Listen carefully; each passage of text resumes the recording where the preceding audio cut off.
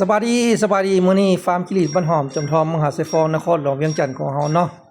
ก็มาเก็บจิลีดกันมื้อนี้ก็ได้เก็บออกขายแล้วได้เวลาเลิกงามยามดีครบอายุเกษียณเพิ่นแล้วต้องได้เก็บขายเนาะคันบ่เก็บเพิ่นก็สิตายไปแล้วล่ะฉะนั้นเนาะทีมงานฟาร์มจิลีดบ้านหอมจอมทองมหาไซฟองของพวกเฮาก็บ่ธรรมดาเนาะบ่จักว่าอ้อยบ่จักว่ามะน้อยเพิ่นกินก่อนมื้อสิเฮาเก็บขายเนาะ2มื้อเด้น้อยบ่จักบ่จักอ้อยล่ะ ให้เพิ่นกินเพื่อล้างท้องเพิ่นเพื่อให้ผู้ได้กินผู้ได้ไปใช้นี่ได้กิเลสที่สะอาดปลอดภัยและก็มั่นใจว่าบ่มีอาหารตกค้างอยู่ในท้องของกิเลสเนาะฉะนั้นก็ถือว่าเป็นของดีของแซ่บให้พี่น้องเฮาได้ไปกินไปใช้ผู้เอาไปบริโภคเนาะผู้ใดซื้อไปกินไปใช้บ่ผิดหวังแน่นอนขอบใจฟาร์มกิเลสบ้านหอมจำทองเมืองหาดไซฟอนครหลวงเวียงจันทน์สนใจสั่งได้02055228945 02055228945สั่งได้ขอบใจ